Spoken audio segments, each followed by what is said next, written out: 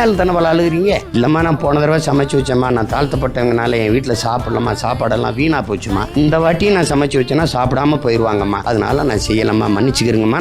அப்படி அத்தனைவால் இருங்க நான் பார்க்குறேன் அப்படின்னு மறுபடியும் உணவுத்துறைக்கு அமைச்சராக போடுறாங்க. அவரை மறுபடியும் இந்த சட்டசபையில் வச்சு நீங்கள் இழிவுபடுத்துறீங்க, அவமானப்படுத்துறீங்கன்னு வெறியில இருங்க நான் உட்பட நீங்க வரும்போது நான் எந்திரிக்கிற மாதிரி ஒரு பொறுப்புல வைக்கிறேன்னு 2 முறை சபாநாயகர் ஆக்குனாங்க. நீங்க நானே நெலிஞ்ச தட்டில் 4 பருக்கை படுத்துன்னு எடுத்து டாப்புன்னு 3 எடுத்து கொடுத்து விட்டீங்க. கொடுத்தது தப்பு இல்லை. இஸ்லாமியருக்கு 3.5 கொடுத்தீங்க, விடுங்க, அதோட போக விடுங்க. 3 கொடுத்தீங்க, அதோட விடுங்க. அப்படி இல்லையே, மீதி இருக்கிற 15ல ஃபர்ஸ்ட் ப்ரிஃபரன்ஸ் ஒரு வார்த்தை நீங்க சேர்க்கிறீங்க, முன்னுரிமை. அவன் இதுலயும் பொதுத்திறன்ல வந்து போட்டியிடலாம், அவனுக்கு முன்னுரிமை கொடுக்கணும்னா அவங்களுக்கு போக மிச்சம் சாப்பாடு என்னது, அவங்க சாப்பிட்டு மிச்சமோ இருந்தா நான் சாப்பிடலாமா, அது மிச்ச கஞ்சி எச்சிச்சோறு மிச்சச்சோறாயிருது. அப்போ 5 இடம் ஒரு பல்கலைக்கழகத்தில் வந்தா 4 அருந்ததியருக்கு போய் ஒரே ஒரு இடம் எனக்கு பறையருக்கு வருது. இது எப்படி சமூக நீதியா இருக்கும்? இது எவ்வளவு பெரிய நீங்க அநீதியை பண்ணிட்டீங்க.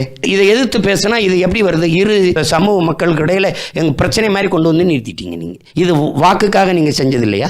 உண்மையிலேயே அந்த மக்கள் மேல, இந்த நிலத்தின் மக்கள் மேல அக்கறை இருந்தா வாங்கி கொடுத்துருக்கணும். நீங்க அதுங்க 3 விழுக்காடு பொதுல இருந்து எடுத்து அந்த மக்களுக்கு பாதிப்பு இல்லாம இங்க இருக்கிற SC ST அந்த பழங்குடி மக்கள் தேவேந்திரர் பறையருக்கு பாதிப்பு இல்லாம நீங்க கொடுத்துருக்கணும். STக்கு நீங்க 1 விழுக்காடு கொடுத்துருக்கீங்க. ஏதாவது பயன் இருக்கா? உங்களால் நம்ப முடியுதா?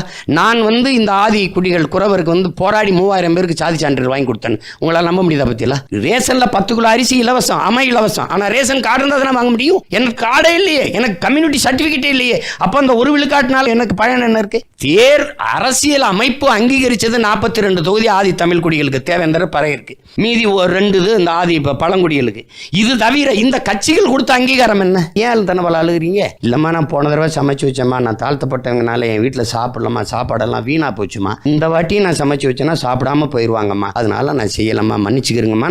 அப்படி அத்தனைவால் இருங்க நான் பார்க்குறேன் அப்படின்னு மறுபடியும் உணவுத்துறைக்கு அமைச்சராக போடுறாங்க. அவரை மறுபடியும் இந்த சட்டசபையில் வச்சு நீங்க இழிவுபடுத்துறீங்க, அவமானப்படுத்துறீங்கன்னு வெறியில இருங்க நான் உட்பட நீங்க வரும்போது நான் எந்திரிக்கிற மாதிரி ஒரு பொறுப்புல வைக்கிறேன்னு 2 முறை சபாநாயகர் ஆக்குனாங்க. நீங்க நானே நெலிஞ்ச தட்டில் 4 பருக்கை படுத்துன்னு எடுத்து டாப்புன்னு 3 எடுத்து கொடுத்து விட்டீங்க. கொடுத்தது தப்பு இல்லை. இஸ்லாமியருக்கு 3.5 கொடுத்தீங்க, விடுங்க, அதோட போக விடுங்க. 3 கொடுத்தீங்க, அதோட விடுங்க. அப்படி இல்லையே, மீதி இருக்கிற 15ல ஃபர்ஸ்ட் ப்ரிஃபரன்ஸ் ஒரு வார்த்தை நீங்க சேர்க்கிறீங்க, முன்னுரிமை. அவன் இதுலயும் பொதுத்திறன்ல வந்து போட்டியிடலாம், அவனுக்கு முன்னுரிமை கொடுக்கணும்னா அவங்களுக்கு போக மிச்சம் சாப்பாடு என்னது, அவங்க சாப்பிட்டு மிச்சமோ இருந்தா நான் சாப்பிடலாமா, அது மிச்ச கஞ்சி எச்சிச்சோறு மிச்சச்சோறாயிருது. அப்போ 5 இடம் ஒரு பல்கலைக்கழகத்தில் வந்தா 4 அருந்ததியருக்கு போய் ஒரே ஒரு இடம் எனக்கு பறையருக்கு வருது. இது எப்படி சமூக நீதியா இருக்கும்? இது எவ்வளவு பெரிய நீங்க அநீதியை பண்ணிட்டீங்க.